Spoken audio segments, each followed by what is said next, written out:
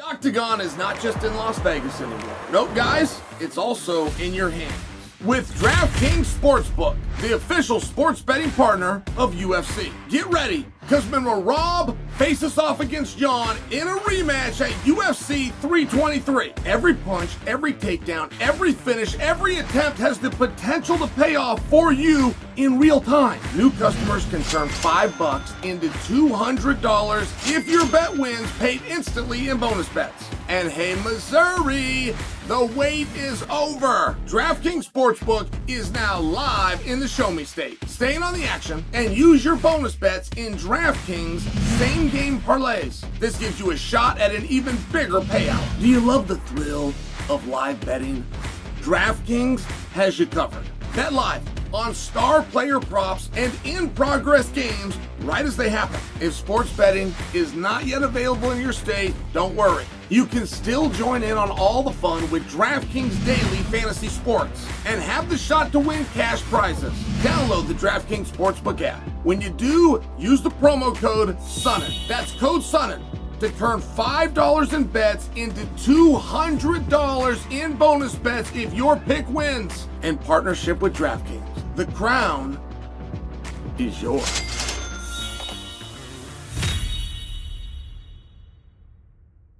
Joe Rogan said that Gable Steveson is a effing nightmare for anyone. He clipped off Gable's last fight and personally sent it to Dana White.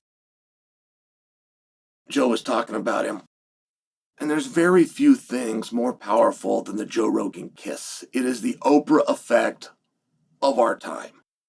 And Gable deserves it. And by the way, Gable's management is going to be studied when this is over. They have been nothing but questioned up until this point. But they're going to look like the smartest guys in the room. Only they knew and only they were in workouts and only they assessed what Gable's skills are and then signed him up for certain battles. I wish the Craig Jones match would have happened. Oh, that'd be great. That'd be great. I still wish we could go back in time and get Gable versus Craig. I'm very compelled by that. But what would you do with him?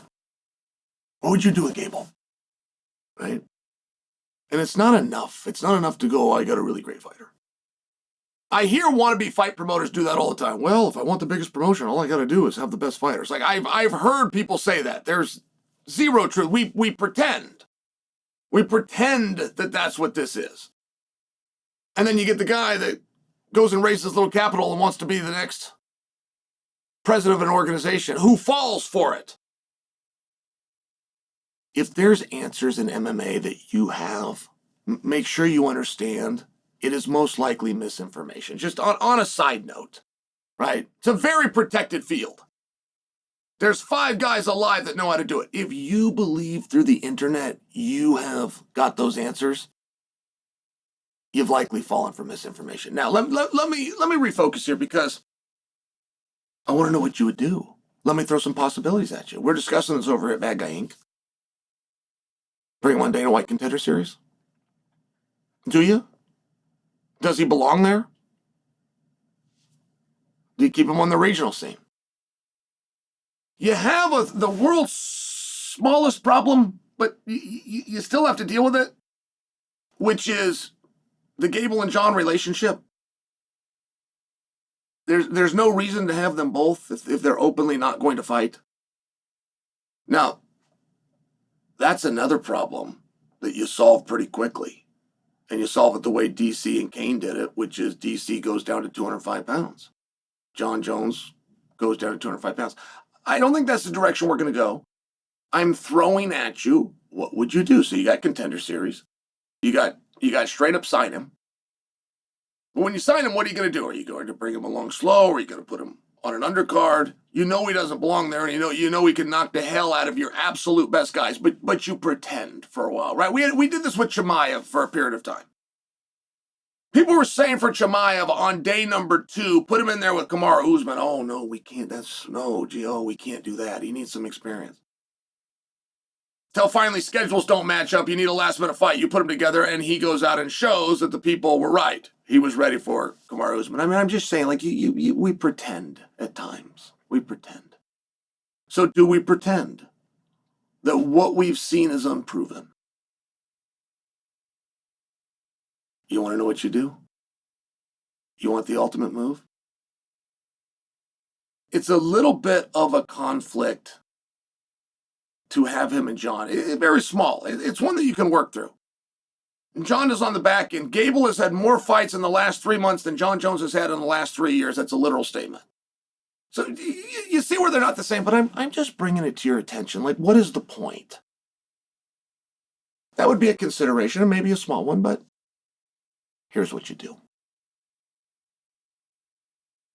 You pay his rate and you send him to the PFL for one fight. And you make sure that fight's against Francis Ngannou. That's what you do. There was a great story. It's one of my favorite stories. Getting my little minor college in business. But there was very fierce rivals. A man named Bill Gates was the richest man in the world, and a man named Steve Jobs that was running Apple.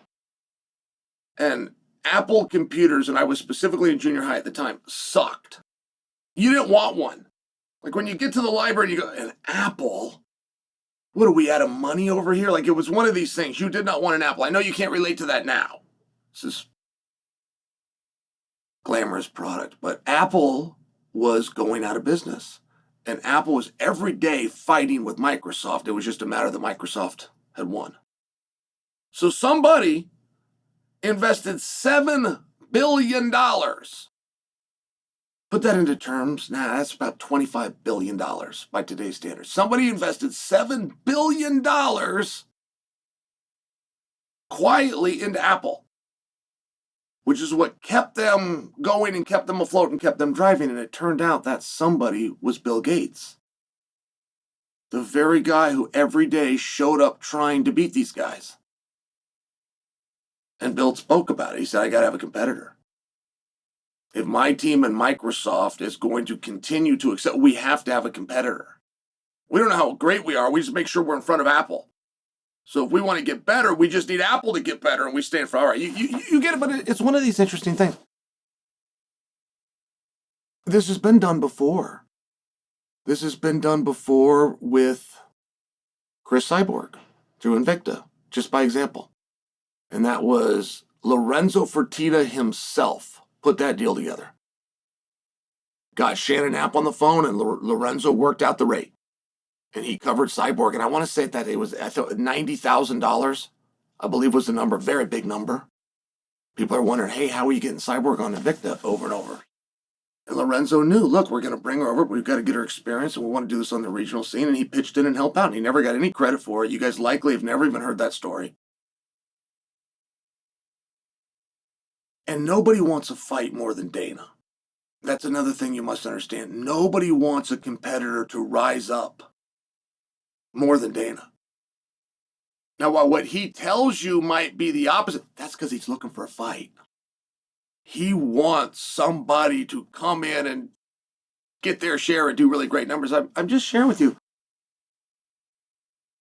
It's not outside the realm of possibility. Now, are you going to get Francis to agree? Are you going to be able to do that? Does it really matter? I mean, at the end of the day, the rules of the playground carry over to the cage. If PFL signs Gable Steveson and says on day one, we're putting you against Francis. Francis is not the heavyweight champion, by the way. Last time he fought, it was for a belt, so there was a little bit of confusion. He's not the heavyweight champion. They could just openly say it. He's a guy, he's a guy. He's a contender, he's a contender. This guy's done really well, and this guy's undefeated. We're putting them together. You don't have to justify it. I'm putting them together. And then Francis gets put in an interesting position, of which would likely be like Jake Paul and say it doesn't make sense and I'm not going to do it. But that was a win for Jake Paul. Jake Paul beat Francis. Doesn't matter if you ever throw a punch. When you get called to the line, you either come out after recess or you don't. The school will have their answer. And when I say that Jake Paul beat Francis, Jake Paul, after beating Francis, drew into a guy that Francis fought in Anthony Joshua. And Jake likely would have not got that fight, and it likely wouldn't be the fight that it is had he not backed Francis down first. And I'm only suggesting for you. Like, put him in the PFL, put Gable versus Francis. They go out there and fight. You've got your answer. It's not as though Francis couldn't win that fight, by the way. I mean, that's an interesting match.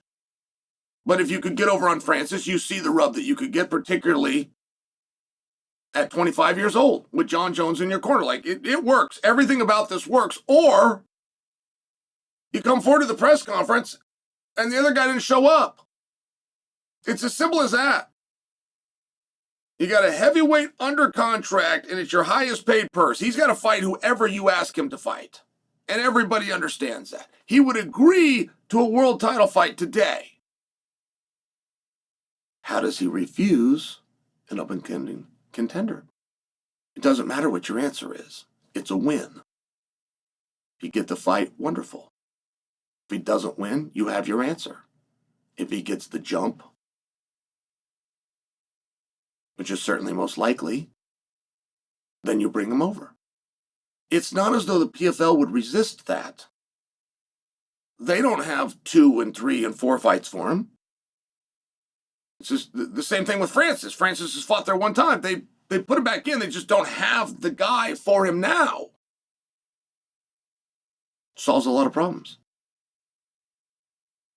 Going to cost you about $1 million. I think that's pretty good marketing. If I had full control, and I realize that I'm operating a little bit in fantasy land here, but that's the game that we're playing. If I had full control, I work out a one-off deal with the PFL. I pay the purse in exchange for the opponent, who should be Francis Ngannou.